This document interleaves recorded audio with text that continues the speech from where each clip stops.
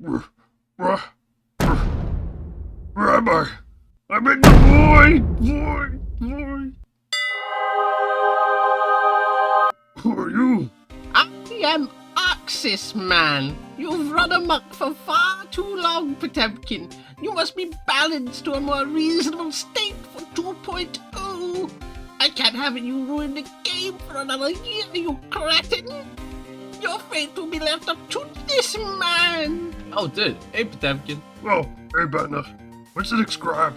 I'm working on it. You two know each other? Yeah, I can't stand them, though. Don't worry about it. Yeah, I can't stand his guts. Honestly hate the guy. Psst, Potemkin, don't worry about the changes. I'm going to be nice because I still see the original intentions and I still want to play you, brother. Cool. But why are you in a box? Oh, I couldn't afford a green screen. Let's get to it. Take his knees, Arxis guy! What is good, fellas? Panda here, and I hope you enjoyed that little opening skit. It's been a while since I've done such a long skit, if I'm honest. I really enjoyed that. But in today's video, as you can tell, we're going to be balancing Potemkin in the vision of 2.0 coming. I'm well aware that they're going to add new stuff to Potemkin's kit, and even new stuff to the universal mechanics, so this is a little bit of a hard one to gauge, because we can't balance around that. So we're going to balance around what he currently has in the hopes that the new things don't make him insane with the vision that I have. And speaking of my vision, I'm going to get straight to it. When it comes to the vision, I want to keep the original thought process kept for Potemkin the way he is. Big body, tanky, ton of health, hit hard. However, I'm going to go back to more of the Season 3 vision rather than what we got in Season 4, where it was just kind of like overall changes for getting rid of Karas and then not doing anything about them whatsoever. And I want to say there's two Nerf paths that you can go down before actually getting into what every Nerf path is. And I'll get started by talking about the first Nerf path, which is the resource management. If you really think about it, this version of Potemkin is actually not that messed up. Don't get me wrong, there's some tools that are broken. Hammerfall's really strong, Flick is insanely good. But you know what makes this even stronger? Meter. If we played in a game of Guilty Gear where meter didn't really exist to the extent that it does, Potemkin is scary, not to some degrees like some other characters are without meter. So when it comes to this Nerf path, it's more or less keep him the same with some minor adjustments, but hit the thing that makes him strong. The meter gain is insane on Potemkin, and what he does with Blue Wild Assault is also ridiculous. So the viewpoint is going to be this: when it comes to burst, Potemkin should gain less no matter what interaction happens, right? Despite the fact that more health should lead to him getting more burst, he gains it to such a ridiculous degree that it's absurd. It's more likely that Potemkin will be able to do 8 wild assaults a game, and that's a problem. So the viewpoint is going to be, let's just make it so he gets less, so that way he still gets more bursts than everybody else, but he isn't getting a ridiculous amount because his health pool isn't the size of an ocean. The other thing to hit is obviously meter. When Potemkin does quick PRC Potemkin Buster, he's basically refunded the meter, and that's a problem. If Potemkin made a decent play, he's getting rewarded insanely. Potemkin Buster already does near 40% health, and then we're just going to give him back the meter to enforce another 50-50 with low risk and get back the meter if he gets it? That's really unfair. It leads to insane snowballs where it's kinda difficult to guess against Potemkin and you just lose. There's not really many options that you can do besides guess the 50-50, and that's a little bit of a problem when a character does 40% on a command grab.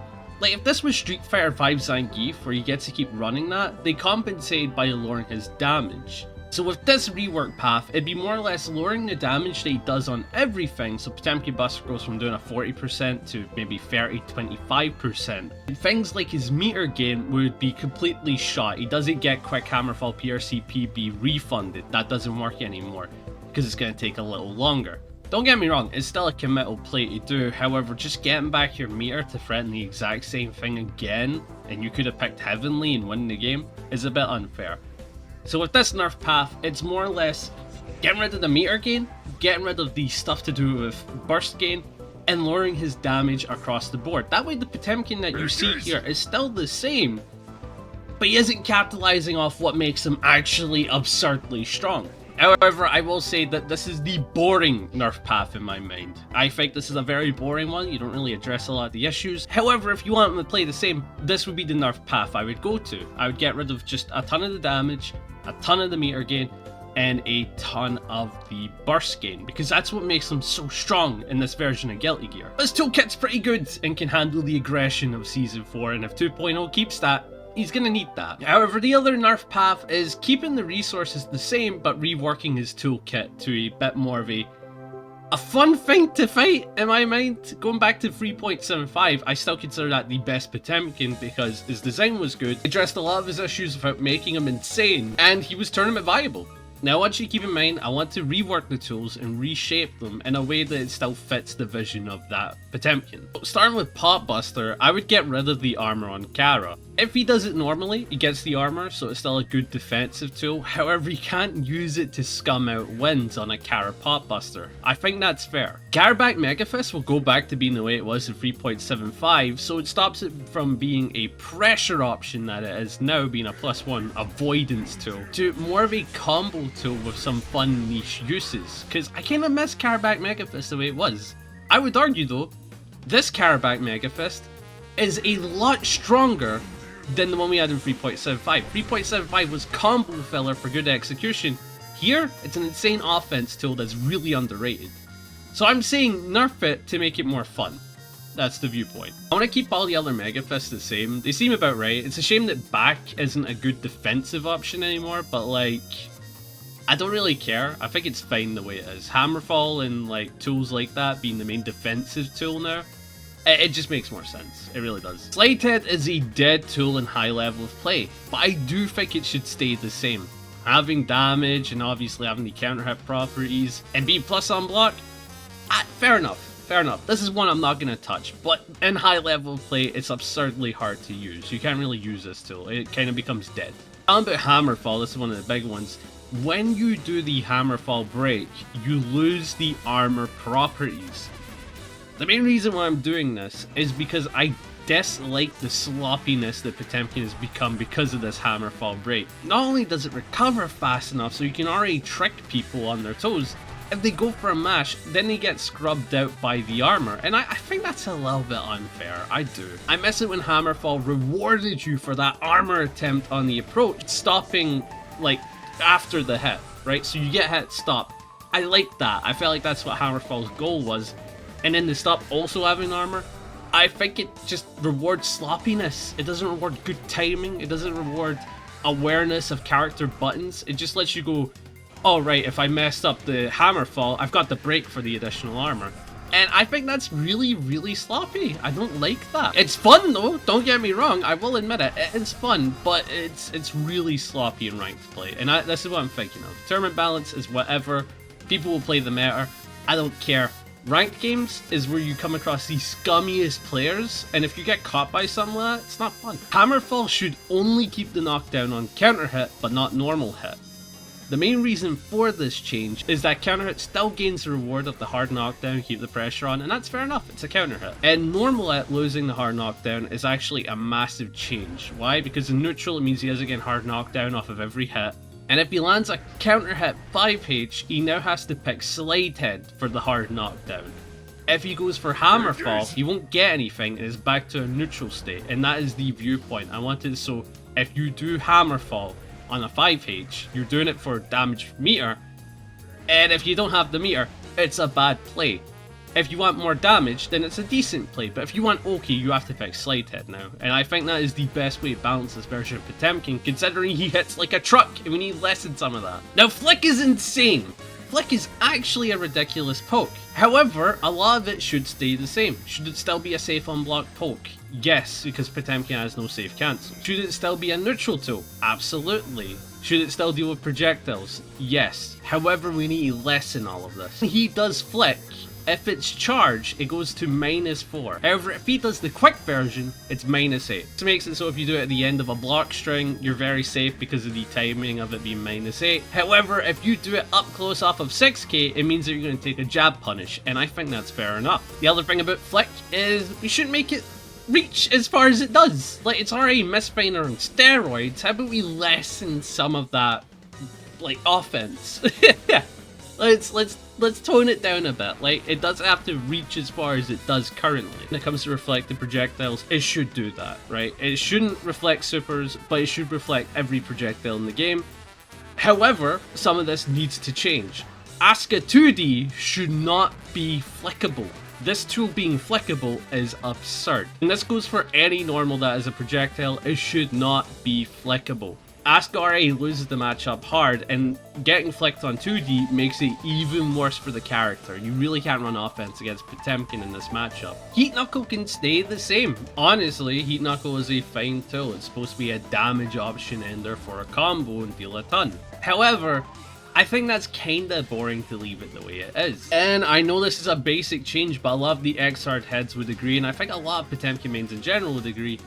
Make the explosion optional. Make it so we can get Oki off of Heat Knuckle up close. Let's say we've got the corner, right? We don't need Heat Tackle for screen carry anymore. So let us use Heat Knuckle without the explosion. That way we can cash in a bunch of ones and drop them in the corner. Now you're not thinking, that's pretty strong with a wall break, because you'll take them off the wall and then drop them on the floor.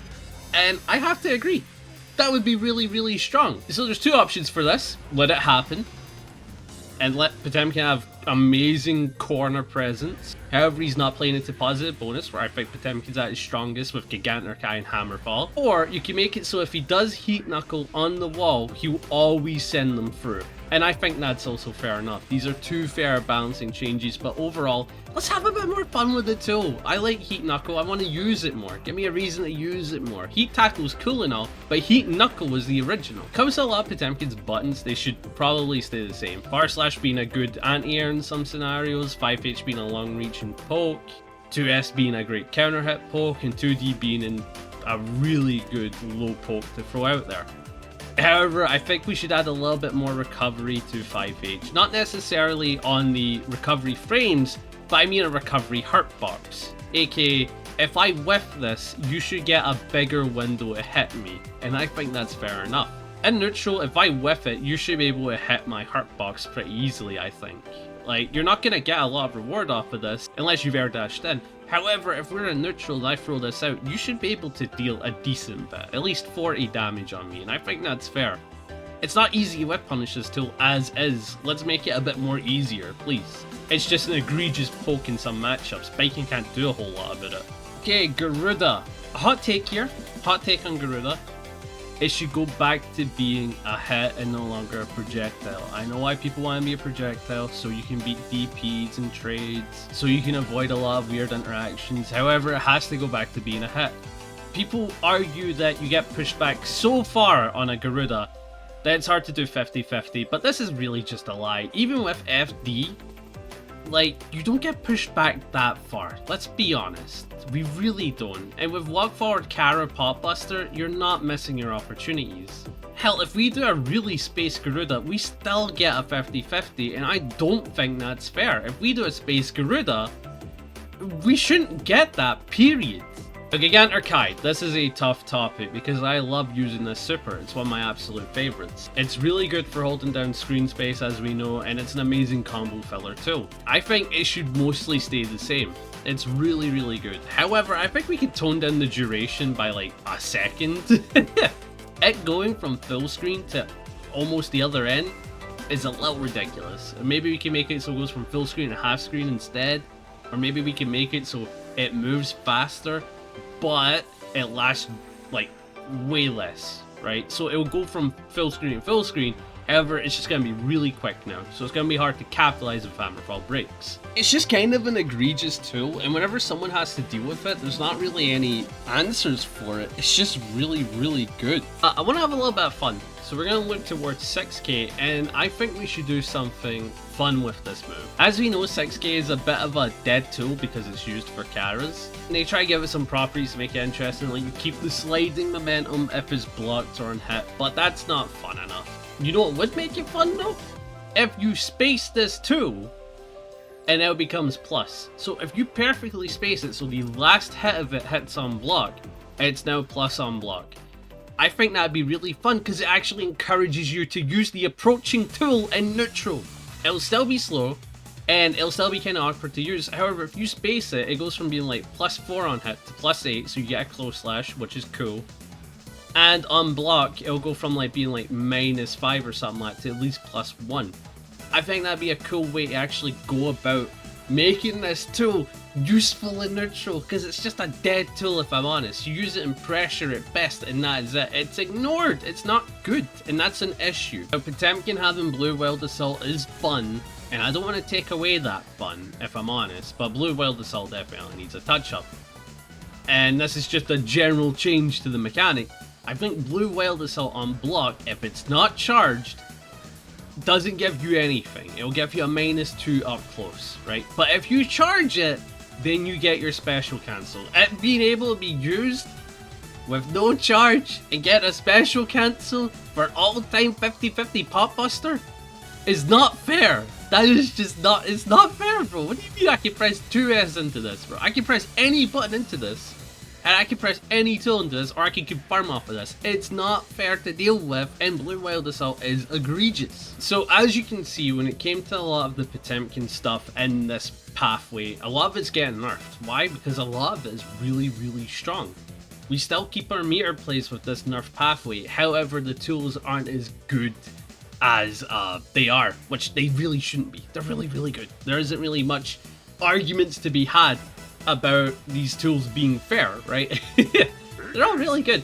However, if Potemkin gets hit this much, I really hope that the other characters get hit this much, because Potemkin's egregious, and then you look at other characters and you realize they're just as egregious, right? Happy Chaos is a prime example of that. He needs hit way, way, way more. He always gets slaps on the wrist for every patch. He's had like a million nerfs. None of them have actually done anything. But yeah, this is how I would kind of go about reworking him and nerfing him. Just kind of bring him down a bit, because he shouldn't be that high. He's the grappler.